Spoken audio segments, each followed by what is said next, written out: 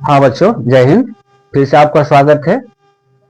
और इसमें हम लोग क्या देखेंगे, इससे पहले वाले क्लास में आपने देखा था क्लास 10th के बच्चे, और सब्जेक्ट क्या हम लोग पढ़ रहे हैं, ज्योग्राफी पढ़ रहे हैं। ठीक है, तो इसमें आपने देखा था कि मैन्युफैक्चरिंग इंडस्ट्री वाले चैप्टर में जो हम लोगों ने पढ़ा था उसके बाद के जो टॉपिक हैं एकदम जस्ट एनसीईआरटी का ही हम लोग फॉलो कर रहे हैं। ठीक है ना। तो उसमें हम लोग पढ़ेंगे क्लासिफिकेशन ऑफ इंडस्ट्री।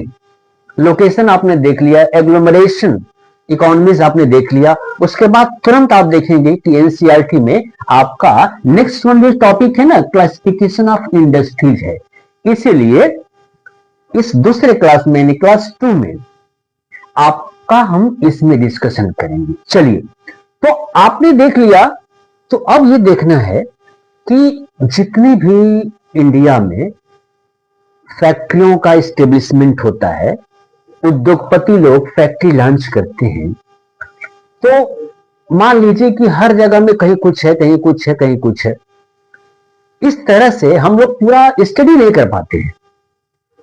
इसलिए इंडिया में जितनी भी फैक्ट्रियां हैं ना, अगर उनको हम एक ग्रुप में बना दें कुछ विशेष फीचर के आधार पर, बस वही क्लासिफिकेशन हो जाता है।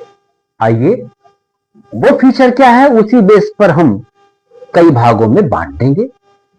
इसीलिए पहला जो बेस है सभी फैक्ट्रियों का ग्रुप बनाने का, इंडिया में जितनी भी फैक्ट्रियां हैं, जितनी भी फर्म हैं, जितने भी उद्योग हैं, तो पहला है on the basis of source of raw material.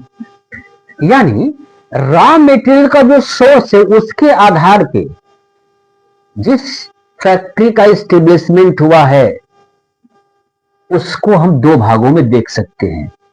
पहला एग्रो बेस्ड इंडस्ट्री और दूसरा मिनरल बेस्ड इंडस्ट्री। यानी अगर हम टेक्सटाइल इंडस्ट्री की बात करें, जूट इंडस्ट्री की बात करें, शुगर इंडस्ट्री की बात करें, ये कौन सी इंडस्ट्री है भाई, किस आधार पर ये बना हुआ है? तो एग्रीकल्चर प्रोडक्ट के आधार पर बना हुआ है ना। यानी उसका रॉ मटेरियल क्या है, प्राइमरी प्रोडक्ट है, एग्रीकल्चर प्रोडक्ट है ना। यानी गन्ना से भाई शुगर बनता है, तो गन्ना किसका प्रोडक्ट है, एग्रीकल्चर का प्रोडक्ट है। ठीक है ना। इसलिए इस इंडस्ट्री को एग्रो बेस्ड इंडस्ट्री कहा गया है।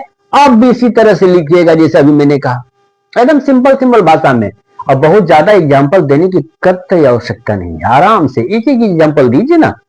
वो ये थोड़ा कहता है कि 2 दीजिए, 3 दीजिए, 4 दीजिए, किसी को 1 दीजिए। दूसरा है मिनरल बेस्ड है।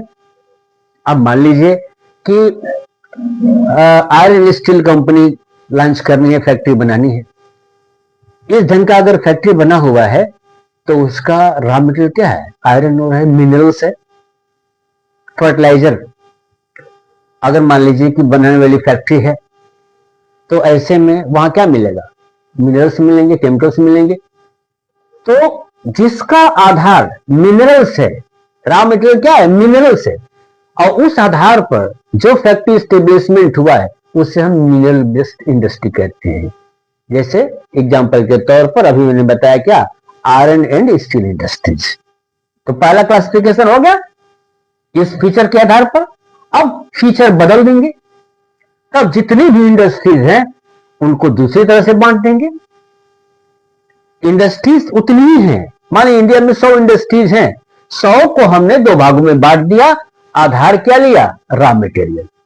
अब फिर 100 को दूसरी तरह से बांटेंगे, उन्हीं 100 को, दूसरे को नहीं, उन्हीं 100 को जो इंडिया में है।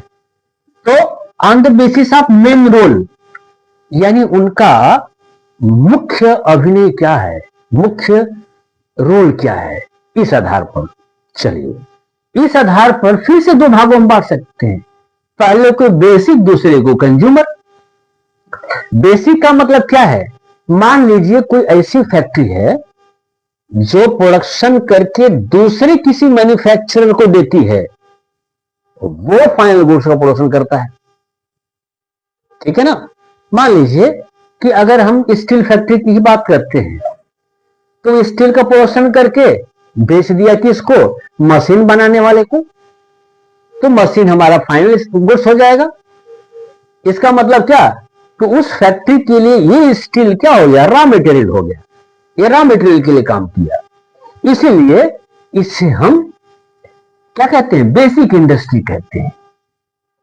दूसरा कंज्यूमर प्रोडक्ट, मतलब टूथपेस्ट का कोई प्रोडक्शन करे, टूथब्रश का कोई प्रोडक्शन करे, समझ रहे हैं ना, चिप्स का कोई प्रोडक्शन करे, नमकीन का कोई प्रोडक्शन करे, मिठाई का कोई प्रोडक्शन करे, ठीक है, ये कैसा है, डायरेक्ट आप कंज्यूम कर सकते हैं, ये कंज्यूमर प्रोडक्ट है, ठीक है। तो इसका रोल क्या है, डायरेक्ट कंज्यूम करना।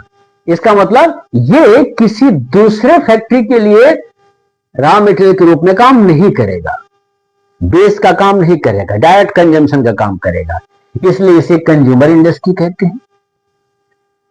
अब फिर बेस चेंज करेंगे, तीसरे में बेस को हमने चेंज कर दिया और उन्हीं 100 फैक्ट्रियों को, जो भी फैक्ट्री है इंडिया में, उनको हम लोगों ने अब इस आधार पर बांटेंगे। क्या आधार है, on the basis of capital investment, यानी जब उसने फैक्ट्री स्टेब्लिश की तो ऐसे कंडीशन में कितना पैसा लगाया, इसी आधार पर हम फिर से इसको दो भागों में बांट सकते हैं। पहला है स्मॉल स्केल इंडस्ट्री। तो किसी इंडस्ट्री को स्मॉल स्केल इंडस्ट्री कैसे कहेंगे, उसमें हम जितना पैसा इन्वेस्ट किए उस आधार पर कहेंगे, उसके एसेट्स में कितना पैसा लगाए हैं उसके आधार पर। समय समय पर इसका मूल्य चेंज होता रहता है, लेकिन जैसे इस समय है कि ऐसी कोई इंडस्ट्री जिसमें कि कैपिटल इन्वेस्टमेंट का मूल्य 1 करोड़ रुपए के बराबर है तो उसे स्मॉल स्केल इंडस्ट्री कहेंगे, उससे अधिक है तो लार्ज स्केल इंडस्ट्री कहेंगे। अगर आज की बात करें तो ठीक है, ये एग्जांपल के तौर पर आप दे सकते हैं। चलिए, ये आपका आधार हो गया और इसी आधार पर क्लासिफिकेशन भी आपका हो गया। अब आते हैं चौथा, अंतिम, on the basis of ownership, मालिकाना के तौर पे कौन मालिक है, उस आधार पर जितनी भी फैक्ट्रियां हैं हमारे देश में उनको हम 4 भागों में बांट सकते हैं। तो पहला है पब्लिक, यानी पब्लिक सेक्टर इंडस्ट्रीज। भैया साफ सब बात है, किसकी, सबकी। सबकी कैसे होगी, यदि वो गवर्नमेंट की होगी तो ये उसका मालिक कौन है, गवर्नमेंट हो, उसकी पूरी संपत्ति का मालिक कौन हो, गवर्नमेंट हो। गवर्नमेंट हमारा और आपका होता है इसलिए पब्लिक कहते हैं, उसे हम पब्लिक इंडस्ट्री कहते हैं। दूसरा है प्राइवेट, मतलब कोई व्यक्ति या व्यक्ति समूह उस फैक्ट्री का मालिक हो तो उसे हम प्राइवेट सेक्टर इंडस्ट्री कहते हैं। तीसरा है ज्वाइंट, मतलब दोनों मिले हुए हों, कुछ हिस्सा प्राइवेट का कुछ होता है पब्लिक का, तो उसे क्या कहते हैं, ज्वाइंट, यानी दोनों मालिक हो, दोनों शेयर का समझौता करके कि भाई मेरी संपत्ति इतनी है आपकी इतनी है, इसी आधार पर प्रॉफिट हम लोग बांटेंगे, तो ज्वाइंट हो गया। और चौथा है आपका कोऑपरेटिव इंडस्ट्रीज, बहुत महत्वपूर्ण है। इसका ओनरशिप देखिए, इसमें फैक्ट्री के मालिक का भी उस संपत्ति में हिस्सा होता है, मजदूर का भी हिस्सा होता है, जो जो लगे हैं उन सबका हिस्सा हो सकता है, और एक दूसरे के कोऑपरेशन से वो चलता है। और ऐसे कंडीशन में कोई मालिक नहीं, कोई नौकर नहीं, सभी मालिक होते हैं। ऐसे इंडस्ट्रीज को हम कोऑपरेटिव इंडस्ट्री कहते हैं, और ये हर जगह है भी नहीं।